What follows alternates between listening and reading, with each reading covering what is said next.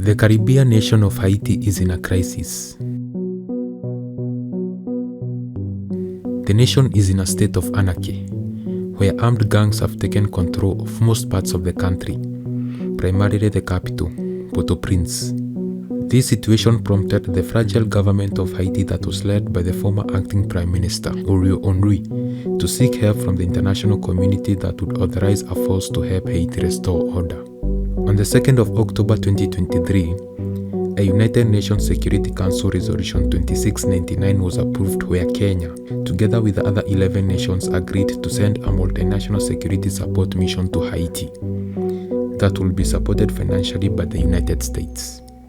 On June 26, 2024, the first contingent of the Kenyan police landed in Haiti. Back home, the Kenyan High Court ruling declared the UN-backed operation to assist Haiti as unconstitutional way even before the deployment.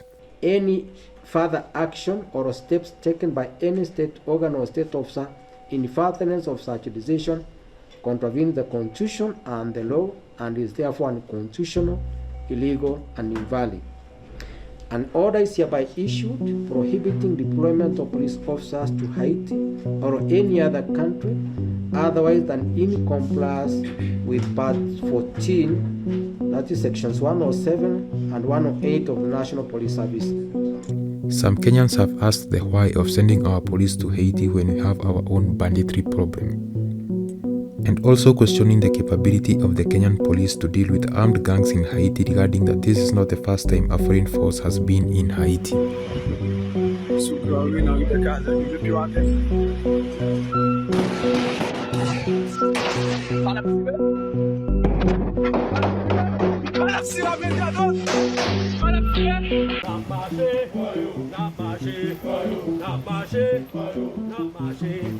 To understand the rise and the prominence of armed gangs in the country of Haiti, we need to do a reminiscence. In 1957, Haitians went to the ballot to elect a new president.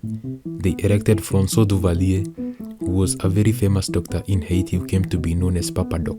Before Duvalier became president of Haiti, since gaining independence from France in 1804, Haiti was ruled by military generals. And throughout the years, the majority of the presidents who ruled the country were overthrown by their successors who were fellow military generals. Having witnessed the trends of coups of his predecessors, Duvalier was determined to be different. To have peace and stability, you should have a strong man in every country. Not a dictator, but a strong man. Not a dictator, but a strong man. This resulted him to create his own private militia that would protect his grip on power. The militia was known as the Tonton Macoutes. Characterized by their flashy sunglasses, Duvalier used the Tonton Macoutes to apprehend disloyal military generals, suppress opposition groups, and intimidate the public. The Tonton Macoutes were very brutal to those who opposed the rule of Duvalier through killings and sexual abuses. The militia served the purpose of protecting Duvalier's grip on power even after his death in 1971 when he was succeeded by his son, Jean-Claude Duvalier. The Duvalier dynasty ended in 1986 when Jean-Claude Duvalier fled Haiti upon a nationwide uprising against his rule.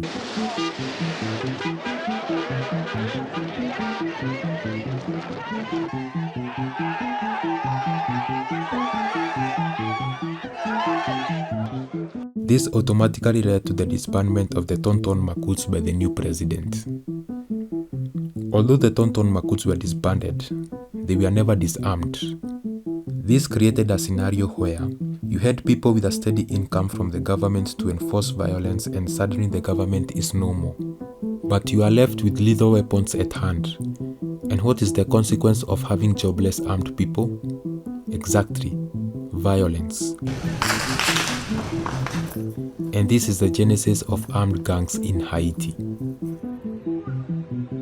And since then, political actors in Haiti have used organized gangs to settle scores against rival politicians, create violence during elections, and enabling gangs to be more independent and autonomous.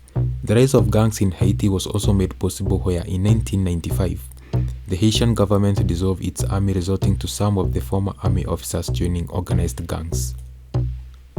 The economic situation in Haiti has also contributed in the rise of armed gangs. A country handled by high levels of unemployment, corruption in government, and individuals' fears of living in abject poverty has resulted some, mostly young people, to take up arms and extort the haves. Not forgetting the 2010 earthquake that ruined the Haitian economy. In 2021, Haitian President Jovenel Moïse was assassinated in his home in the suburbs of Port-au-Prince. The assassination of Moïse gave the gangs an opportunity to instigate violence in the country. Because most of the gangs were affiliated to politicians, after the killing of Moïse, gangs in Haiti started acting on their own and became autonomous, giving them a lot of political power. This resulted to the formation of two major rival gangs. On one hand, the revolutionary forces of the G9 family and allies, the G9, which consisted of gangs that were affiliated to the ruling party of the slain President Jovenel Moïse, appointed Jimmy Cherizier as the leader, who was a former police officer. And on the other hand, G-PEP was formed that consisted of gangs that were affiliated to opposition parties, appointing Jean Gabriel as the leader. 80% of the capital is in control of armed gangs. The Haitian National Police have rendered to be inept as the gangs outnumber the police. After the assassination of Moïse, Oriol Henry became the head of the government of Haiti. In an aim to help Haiti become governable, Henry visited Kenya in February of 2024 to sign a document that would authorize the legitimacy of the Kenyan police to be in Haiti. While Henry was in Kenya, Haiti's gangs, the G-PEP and the G9, worked together to enable a mass jail breakout in two of the biggest prisons in Haiti that resulted into 4,700 inmates breaking free. The gangs also had control of the international airport so as to prevent Henry from jetting back to the country and demanding him to resign. On the 25th of April 2024, Henry resigned and was replaced by the Transitional Presidential Council. The arrival of the Kenyan police in Haiti is actually supported by a lot of Haitians. The armed gangs in Haiti have done a lot of atrocities to the public.